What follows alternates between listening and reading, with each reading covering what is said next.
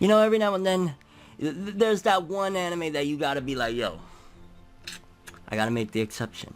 And a lot of people are always like, yo, Fornev, you better talk about that shonen action stuff. You better talk about something hype. But today I'm gonna talk about something a little bit different. And this is because the series that I'm talking about, the manga version, was the first manga that I ever purchased a physical copy of any type of manga. At the time, I really, I was just getting into stuff, and I was like, man, this sounds pretty cool. And boy, was I in store for some really awesome romance. Yes, that's right, people. Every now and then you can enjoy a slice of life anime. There's that one exception. That makes you bump your glasses like I just accidentally did. You see, like this is driving me crazy. And for me, that exception this time around is Fruits Basket 2019. Now you're probably thinking, oh my gosh, Fornev, what are you doing, dog? What is this? Trust me, if you got any type of spouse at all, your girlfriend, your boyfriend, whatever, your family, anybody, because I've watched this with my nieces and nephews, I watched this with my girl, I've watched this with anybody, they'll tell you that this is a good one to watch. You know why? Because of course there's chick flicks here and there, and then we secretly would be like, yo, that wasn't that bad, when we're with our shorty, but then we're with the fellas like, yo, that shit was trash, just because, that whole macho stuff. But yo, we throwing the macho stuff out the window right now, because we're talking about Fruits Basket 2019, the readaptation. Let's get baskety. I'm not gonna say fruity, bro. I'm sorry. Let's get baskety, boys. You never gonna fly, even if you try. You never gonna ride. Gotta keep your head up, even if you cry. That's just one more reason to try. So as I said, it's a romance anime, but there's a lot more substance to it, because just like you could like a sports series and not be into sports, like Haikyuu or basketball, and it's like, yeah, that's a core element of it, but you don't got to be into those sports to enjoy those series. A lot of people, in fact, I bet majority of the people that are into those series don't even like sports at all, don't watch them, don't care for them, but they enjoy those series. And the reason is because just because the overall theme, the selling point, the marketing isn't directly at you, doesn't mean that a good story stops being a good story.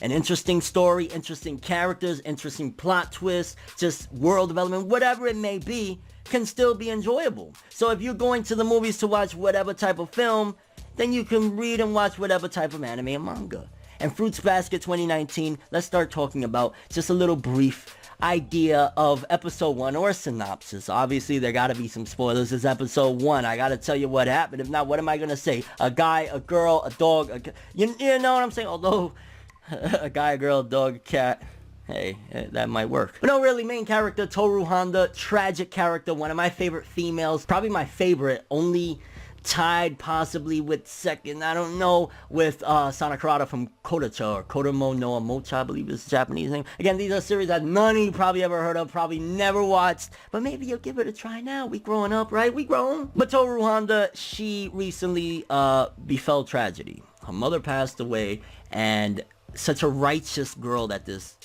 female protagonist is, that rather than bother relatives, rather than bother her friends that live in, tiny apartments with a bunch of family members, she decides she's going to live in a tent in the woods. She got her mother's picture, like a memorial to her there, and she's basically keeping this a secret until she can collect enough money to graduate. And her grandfather pretty much was the one that kind of put her in this situation, but it wasn't out of force. He was getting older, and she kind of said, yeah, I could go out on my own, don't worry about it. But she's been living in a tent. Now one day as she's walking home to school, she runs into a shrine that has the zodiac stuff, because this all has a base of the zodiac, the Chinese zodiac with the animals and whatnot. From the very beginning, it gives you an idea of the 12 animals and how they had this big feast. It gives you the story and how the cat was left out. So that is a very basic premise of this. And again, if you like interesting stuff like the Chinese zodiac, this series is filled with that. But it's not too self-absorbed, because at the same time, even though you have this plot, okay, Toru Honda runs into this family that she goes to school with one of them, and then he has a family or whatever. But again, it's just a twist of you have this magical element, because in a nutshell, these characters at the end of the episode, after Toru seemingly grabs onto them or holds them or hugs them, they turn into animals. One of them turns into a dog, a cat, and a rat. And again, it all goes back into this whole Chinese zodiac thing. So whatever the mystery is behind these characters, which I'm talking very spoiler lightly, I know that there's the old anime, but a lot of people didn't watch the old anime.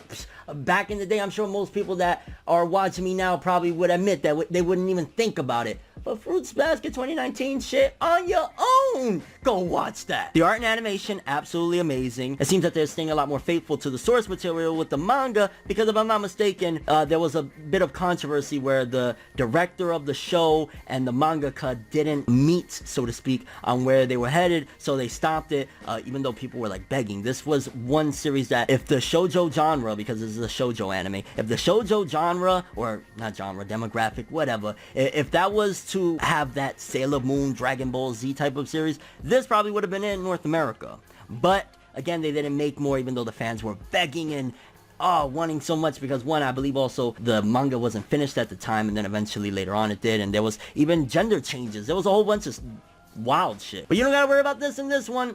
Fruits Basket 2019 seems to be staying faithful to the source material. Seems that that director is out the window, and it really was a great first episode. You get sympathetic towards Toru Honda. It's all building up that this girl is such a genuine person that's fell on hard times, and she ran into this interesting family, and throw in the Chinese zodiac. That's the basic principle of it, but it's just done very well. If you like stuff like that, slice of life. If you don't, then you're not gonna like anything I tell you about this regardless, right? But again, give it a try. Slice of life sometimes is actually enjoyable, especially, yo, worst comes to worst, bring over a shorty, be like, yo, you into anime? Cool, let's watch Fruits Basket 2019. I think it's awesome for the older fans. We get a treat, you know, from the old anime. We get a treat to see these characters redone in this modern animation and art, you know, a faithful adaptation this time around, so that's awesome. But it also gives an opportunity for new fans to come in to the Fruits Basket fandom and discover the shoujo genre and slice of life stuff, because again, you don't like volleyball, but you like Haikyuu. You don't care about basketball, but you rock with Kuroko. You don't care about, you know what I'm saying, football, but you know, you get the whole point. You can like this one even if you don't really necessarily like slice of life, because the characters are that interesting. There's a reason why Fruits Basket is arguably one of the most popular shoujo anime of all time. It's really freaking good, and episode 1 proved just that. I'm so excited to see more of this story finally getting adapted the way it should be, with all the characters and, you know, all the relationships, everything in order. And man, it's gonna be good. It is also gonna be a tearjerker, because if you don't want to cry, you don't want to pull out the tear rag, then you probably can't handle this one. This one be getting sad. Momiji, I'm not gonna spoil shit, but Momiji, bro. Kind of curious what you guys think. If you've seen episode 1 of Fruits Basket 2019, all 2 of you out there, what did you think of it as an adaptation in comparison? Especially if you've seen the old one, how did you feel? If you haven't, and just in general, would you be willing to give an anime like this a try, or is shoujo anime and romance anime and slice of life anime just simply too taboo at this point? We're still at a male toxicity of like, nah, I ain't watching that shit. And I'm not just saying that that's the only reason people wouldn't give that a try, because there's some people that genuinely they're not interested, and you know, fairs to you. But if you're open-minded enough to give any slice of life anime a try, a romance anime a try, this would probably be the one. It's good again. But that's all I have for this one. Thanks for watching. Hope you enjoyed it. If you liked anything I had to say or enjoyed the video, drop me a like. I'd greatly appreciate it. And if you want more from me, make sure to subscribe. Follow me on Twitter, Instagram. Hit the bell to get all notifications. Please make sure you hit that bell. YouTube been crazy lately. And if you want to follow any of my other social media, of course, links in the description below. I'm ForneverWorld, and as always, people, have an awesome day. And remember the golden rule. Anime and manga for life, boy. Bow. Have an awesome day. Can't forget the music though. Hold on. Let me play you a little something real quick. It's coming.